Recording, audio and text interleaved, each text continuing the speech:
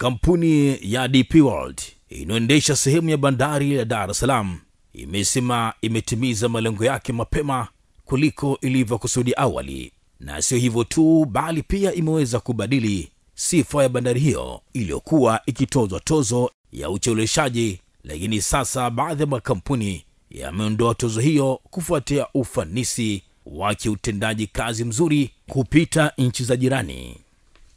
Sisi tuko tayari kuwa sehemu ya mabadiliko kwenye nchi hii, na mojawapo ya mabadiliko makubwa ambayo yamejionesha, kampuni la meli la MSC ilikuwa limeweka tozo kwenye kila kontena linalokuja Tanzania. Walikuwa wameweka tozo ya uchelewaji, kwamba wanapokuja, kwa sababu meli zinachelewa kuhudumiwa, wanaweka tozo ya uchelewaji. Mwezi Disemba mwishoni wametangaza kuondoa tozo ya uchelewaji kwa meli zao zinazokuja bandari ya Dar es Salaam, na wameweka ile tozo kwa meli zao zinazokwenda Kenya. Kabla kukutana afisa mahusiano wa DP World ndugu Elinunu Malamia, tulikuwa na fikra zilizochanganyika, hasa kwa yale yaliyoenea kwenye jukwaa za siasa na mitandao ya kijamii kuwa bandari yote limeuzwa. Badala yake tumekuja kukuta kuwa kazi yote ya usimamizi ya kuingia na kutoka kwa meli zote bado zinafanywa na mamlaka ya bandari ya TPA, ambayo ni taasisi ya serikali. Sisi kama DP World, kazi yetu ni uendeshaji wa magati yale. Sawa. Mamlaka ya bandari bado ndio mmiliki wa bandari zote Tanzania kwa mujibu wa sheria ya bandari ya mwaka 2017. DP World wao wanaendesha magati 8 tu kati ya magati na vituo 16 mbalimbali vya mafuta, meli za mizigo midogo na abiria kwenye bandari ya Dar es Salaam. Bado kuna gati namba 8 mpaka namba 11 ambalo linaendeshwa na kampuni nyingine.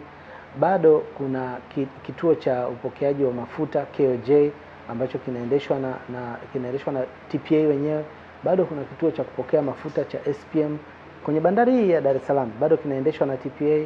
Kuna gati la kupokelea meli ndogo za Zanzibar zinaitwa Lighter Key na meli za Komoro.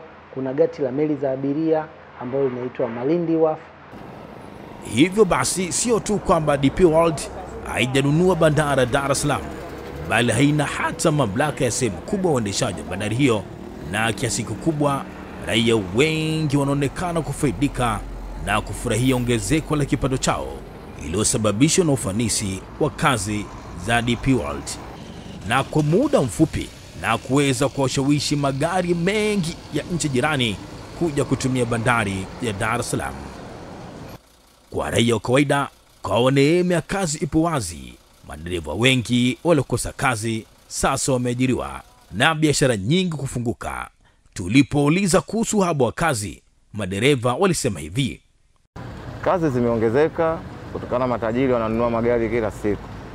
Kila kunapokucha matajiri wananunua magari. Na vile vile kila kunapokucha na madereva nao wanaongezeka. Kwa hiyo naweza kusema kazi imeongezeka na madereva nao vile vile wameongezeka. Ongezeko hilo sio tu tija kwa wasafirishaji pekee, bali wapo watu wengi wanaofaidika na kazi hiyo.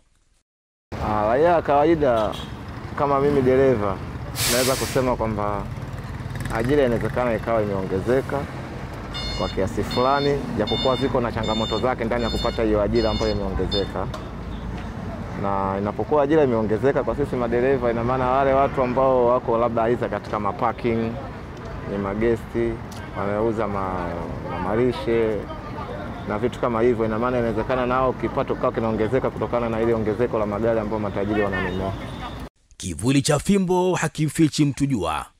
Ukweli kuhusu kampuni hii tumojua. Shaka na wasiwasi hatuna tena.